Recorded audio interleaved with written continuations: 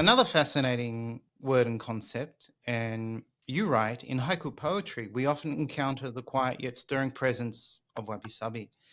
And like ikigai, wabi-sabi's become popular and appreciated outside of Japan. But I think the West's understanding or the interpretation of wabi-sabi is quite narrow, and it's often defined as the beauty of imperfection. But that's probably not enough.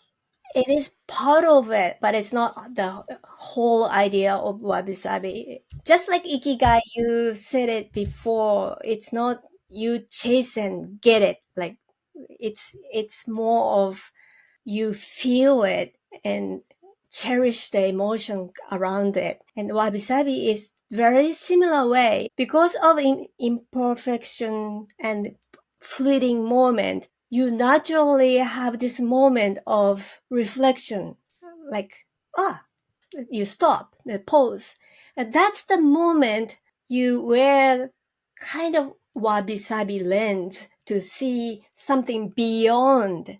It's the imperfection is the little window to go beyond the element in front of you. And we are so trained and almost conditioned to see something is beautiful, has to check off these boxes. Some stable, something colorful, something good contrast, and like good layout, and it has to be go this way, that way.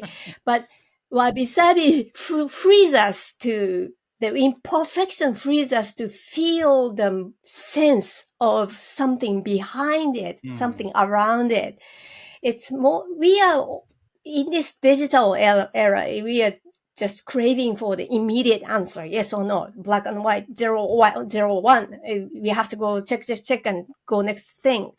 But it's the moment you free yourself to see, just like your father-in-law, and you and your father-in-law's conversation was very fascinating. I would like to hear that more. It wasn't really a conversation, but just you asked, and then he said it's not something to be explained. It's something you feel. he didn't even say that. Actually, it's actually from you that I learned it's Me? something you sense. So wabi-sabi is not just the aesthetic of something; it's something you sense.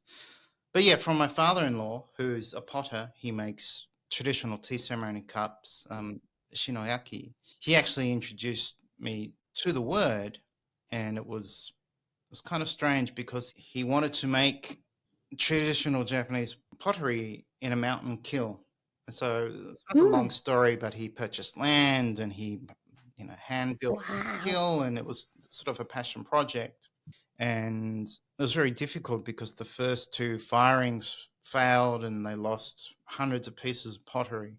Well, once he finally had, I think on the 3rd fire, they produced some pretty good pieces. And I was in the factory one day and he was busy wrapping things, and he had 2 pieces up on the desk, and he speaks Tonoben, and he's a man of few words.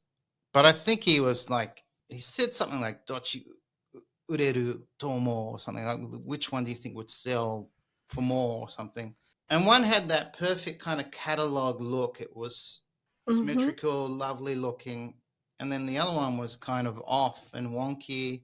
And I'm thinking, well, I should say the opposite to what I think. So I was thinking I should say it should be the wonky one. So I wasn't even really listening to my heart. I was thinking very objectively. But then I thought, nah, it has to be this one that looks like a catalog, like the perfect. So I kind of chose the, symmetrical perfect one, and he's gone Chigao. Like, no, just Chigao. And he's just pointed to the wonky one, and he just said wabi-sabi, wabi-sabi. And then he left. So he didn't even have the chance to ask. So, and I'm like, okay, he said something very significant here because he's never taught me anything. And then I'm like, I don't know what he means. Then I asked my wife, like, oh, what's wabi-sabi? And she kind of stopped and just said, like, too hard. And then I remember going online. This is a long time ago. This is like almost 18 years ago, and looking it up. And the only things in English were like these interior design or books on pottery. Zen-ish. Yeah. So it took me a while after that to, having conversations with you and getting a feel for it, that it's traditionally it's related to the aesthetic of pottery and Right. the feeling pottery generates, but it also obviously ties in, nature and I guess other traditional crafts. But it's this fleeting moment where it seems to cut through your consciousness, and you have this moment of pause and reflect, Mm-hmm.